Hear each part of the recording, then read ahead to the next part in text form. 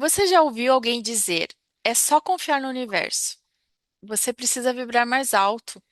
Não fique triste, isso abaixa a sua frequência. Essas frases, elas até contêm uma verdade, mas também elas podem esconder um dos maiores perigos da jornada espiritual. Você já percebeu que às vezes, quanto mais buscamos a espiritualidade, mais podemos nos afastar de nós mesmos? Então, existem aquelas pessoas que meditam diariamente, que fazem terapia energética, espiritual, estudam a espiritualidade, frequentam templos, desenvolvem a mediunidade, leem inúmeros livros, participam de cursos de autoconhecimento, né? Estão realmente na busca do autoconhecimento. Mas ainda assim continuam repetindo os conflitos, né? Vivendo os mesmos relacionamentos difíceis e carregando a mesma dor. Então, como que isso é possível? Porque existe uma grande diferença entre buscar a luz, né, e permitir que ela ilumine aquilo que ainda dói em nós. Existe uma diferença entre conhecer os conceitos espirituais e realmente integrá-los, né, na nossa própria vida, entre levar a consciência e acolher o coração, né? Então, hoje nós vamos falar sobre um tema profundo que é o bypass espiritual. Ele é um comportamento silencioso que faz muitas pessoas acreditarem que estão evoluindo, quando na verdade apenas estão fugindo de si mesmas. Então, se esse tema fez sentido para você, já deixa seu like, né? Se inscreve no canal e fica com a gente até o fim, porque eu tenho certeza que você vai se identificando com algum dos exemplos que a gente vai trazer aí. Né? Porque realmente às vezes é uma pegadinha que a gente acaba caindo, né? Nós mesmos, né, Chay, enquanto estávamos preparando aqui o conteúdo, né, a gente se percebeu, né, fazendo algumas coisas, né? Então, segue aí que eu tenho certeza que vai ser bastante informativo para você. Vamos lá, Xan? Você pode explicar para nós aí um pouco melhor o que que é esse bypass espiritual? Um tema interessante, né, Ale? Porque Uhum. nós mesmos aqui no canal não tínhamos ainda ouvido falar sobre ele. Não, exato. Apesar de que ele Mas, é antigo, né? Mas eu realmente não mas conhecia. ao estudar o tema, nós percebemos que nos identificamos em algum momento da nossa vida com ele. É mais Então, comum do que a gente imagina, né? isso, exato. Então, vamos na parte técnica, né? O que realmente é esse termo bypass espiritual? Ele foi criado pelo psicólogo transpessoal John Willwood na década de 80. E ao acompanhar as pessoas profundamente envolvidas com práticas meditativas, caminhos espirituais, ele percebeu algo que para ele foi curioso. Muitas delas falavam sobre amor, consciência, compaixão, mas elas permaneciam emocionalmente presas às mesmas feridas que as faziam sofrer, aos mesmos medos, aos mesmos padrões de comportamento. Então, a palavra bypass, ela significa atalho, ou seja, em vez de atravessar a dor, nós queremos a contornar, né? Em vez de elaborar um conflito, nós tentamos transcendê-lo antes mesmo de compreendê-lo. Então, é como construir um telhado de uma casa antes de fazer o próprio alicerce, né? Antes de fortalecer no alicerce. Então, aqui o problema não é a espiritualidade, Alê, nem a religião, nem muito menos a meditação, o yoga, as técnicas energéticas, né? Os passes, ou tudo que a gente conhece aí nesse mundo que nós temos de ferramentas, né? Muito pelo contrário, todas essas ferramentas podem ser profundamente transformadoras. Quando a espiritualidade nos aproxima da realidade, ela pode promover realmente a integração.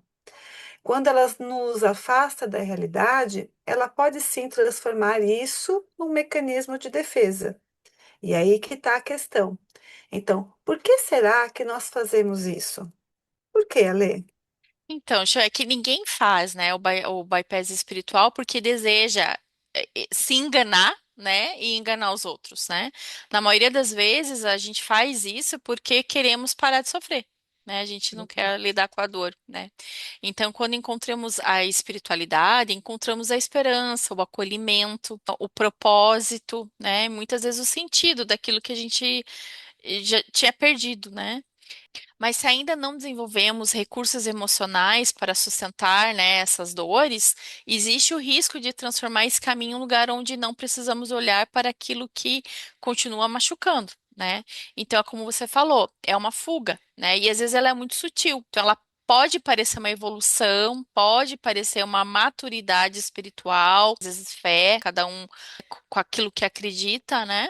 Mas no fundo, ela pode ser apenas uma tentativa de evitar aquilo que a gente não consegue sustentar. Então, ao invés de perguntar o que essa dor quer me mostrar, a gente pergunta o que eu posso fazer para deixá-la de sentir. Isso aí. Então, para trazer para a prática, né, Lê? Uhum, Então, vamos imaginar alguém que acabou de perder uma pessoa muito querida. Ela ainda não conseguiu nem chorar, não está conseguindo elaborar nada do luto dela. E aí alguém diz para ela: foi a vontade de Deus. Ou então, ah, ela já cumpriu a sua missão aqui na Terra. Percebe que essas frases podem ter realmente um sentido espiritual, mas elas também podem impedir que aquela pessoa viva realmente o luto, né?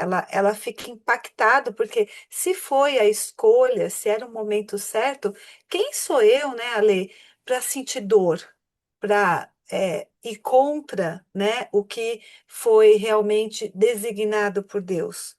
E eu até acredito que realmente isso é uma verdade, porque tudo acontece na hora certa. Mas o mecanismo de defesa da pessoa é exatamente não vivenciar, não se permitir vivenciar o luto, né? Não chorar a dor, não sentir raiva, todo o processo que é bem complexo do luto. Então, num outro exemplo, a gente também tem aqui sobre uma pessoa que sofre uma traição. Aí ela diz: já perdoei. Não, imagina, eu sou um ser iluminado, eu não quero mais saber de nada disso, eu sou luz, né? Mas o que por dentro? Ela está sentindo raiva. Ela está cheia de raiva porque ela foi traída. Mas, na verdade, percebe que assim, ó, se ela está cheia de raiva, ela não teve um perdão genuíno, né? Porque por dentro, lá, quando ela deita no travesseiro, ela com ela mesma, ela está cheia de raiva, de ressentimento, de mágoa. Só que ela não se permite porque ela agora é um ser de luz, ela evoluiu, né? Então ela está deixando de viver o padrão humano. E existem muitos outros exemplos, né? Se você parar aí para pensar, com certeza você pode ser que conheça alguém que faz esse processo, né? Então, sempre que surge uma dor, o que que as pessoas vão fazer? Ela vai fazer mais um curso, por exemplo. Ela vai fazer um curso de iniciação, ela vai fazer uma técnica energética, né? Ela vai fazer um atendimento de constelação, ela vai procurar mecanismos para aliviar a dor. E isso é válido, desde que, na verdade, ela não esteja realmente fugindo da sua dor. Então, qual que é a pergunta que essa pessoa não costuma se fazer? O que dentro de mim precisa ser acolhido? E aí a gente também vê pessoas muito atribuídas à fala do, ah, isso é um karma, né? Foi uma obsessão espiritual, foi macumba, né? Foi o espírito ruim, foi a energia do ambiente. Ah, ela estava com péssima frequência, uma baixa frequência, né? Então, quando a gente meio que rotula, tem um pouco disso, né? É o rótulo, a gente vai direto para esse rótulo. Na verdade, a gente não entra nas camadas de olhar para as emoções, né? Para olhar realmente para os relacionamentos, para se autorresponsabilizar daquilo que precisa se autorresponsabilizar. Então, é importante a gente lembrar aqui que todas essas dimensões espirituais, elas podem realmente existir, e nós aqui acreditamos que existe, né? Mas elas não explicam tudo. E é aí que a gente aqui, né, se identificou, porque os instintos humanos, né, eles estão aí para nos contar, as feridas emocionais estão aí para nos contar que é difícil, né, E a gente usa mesmo esse mecanismo bypass espiritual para lidar em algumas situações que são muito difíceis. Não é mesmo, Alê? Exatamente. E justamente o bypass espiritual, ele também aparece, né, quando a gente tenta espiritualizar os nossos sentimentos mais básicos, né, os instintos humanos, né, como a gente trouxe. Então, por exemplo, né, alguns exemplos práticos, né, quando uma pessoa que era orgulhosa, né, ou soberba, às vezes ela fala assim, ah, eu já transcendi meu ego. Né? Mas talvez ainda exista uma profunda necessidade ali de reconhecimento, né? Que estão ligadas à ferida da rejeição ou da humilhação, né? Aí nós temos o outro exemplo aqui da inveja, né? Ah, não, eu vibro pela prosperidade de todos, mas por dentro existe uma comparação, né? E ela ainda tem aquela sensação de injustiça e inadequação, né? A raiva, que é muito comum, né, que a Chan trouxe lá no começo. Eu não sinto raiva, eu sou da paz, né? Mas a emoção foi reprimida, né? Quando poderia estar mostrando um limite que precisa ser colocado, né? Então, veja, às vezes a gente perde a oportunidade de colocar os nossos limites, né, para as pessoas não ultrapassarem, né? E aí tem também o Instituto da Preguiça, né? Ou também a gente pode chamar aqui de apatia espiritual, né? Então a pessoa não age, né? E ela fala assim: ah, não, eu tô apenas esperando o tempo do universo, né? Então, quando na verdade existe o medo de agir. Né, ela tem medo ela não age porque ela tem medo de fracassar, né? Ou medo do abandono, de ser abandonada, né?